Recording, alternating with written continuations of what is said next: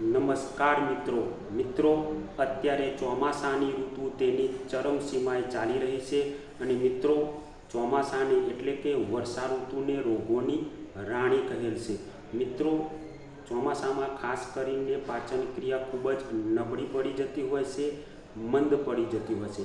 જો મિત્રો પાચન ક્રિયા નબળી પડી જાય, મંદ પડી જાય તો પેટને લગતી અનેક પ્રકારની સમસ્યાઓ ઊભી થાય છે, ગરબડ ઊભી થાય છે।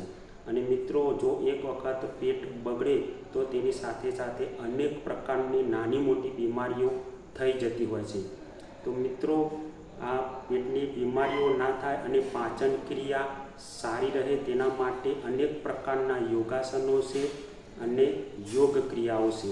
તો મિત્રો સૌપ્રથમ તો આપણે નોળી ક્રિયા વિશે જોઈશું અને ત્યારબાદ એક આસન છે વજ્રાસન, જે જમ્યા બાદ કરવામાં આવે છે। તો મિત્રો નોળી ક્રિયા કેવી રીતે કરવામાં આવે, ક્યારે કરવામાં આવે, કોણે કરવું જોઈએ અને કોણે ન કરવી જોઈએ તો આપણે જોઈશું। તો ચાલો આપણે જોઈએ નોળી ક્રિયા। બંને પગ ઢીંચણમાંથી વાળી અને શરીરને આગળની તરફ ઝુકાવવું અને બંને હાથ ઢીંચણ ઉપર મૂકી શ્વાસ અંદરની તરફ ખેંચી અને પેટને નાભીથી અંદરની તરફ ખેંચવું અને બહાર કાઢવું, ખેંચવું અને બહાર કાઢવું।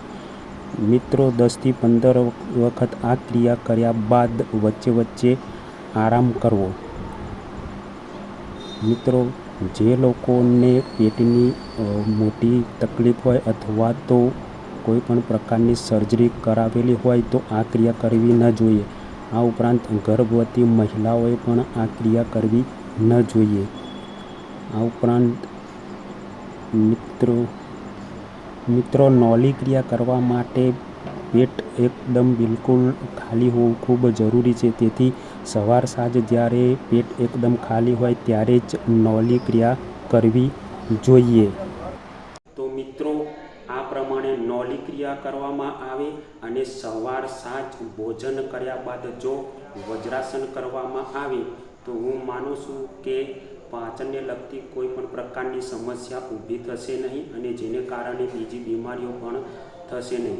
સાથે સાથે મિત્રો અતિશય તીખું, તળેલું અને ભારે ભોજનથી દૂર રહેવું જોઈએ। આ ઉપરાંત બહારનું ભોજન પણ લેવું ના જોઈએ।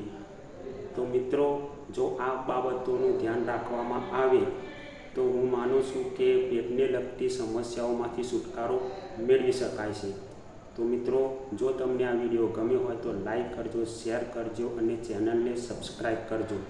હંમેશા ખુશ રહો, તંદુરસ્ત રહો। જય ભારત, જય ગુજરાત।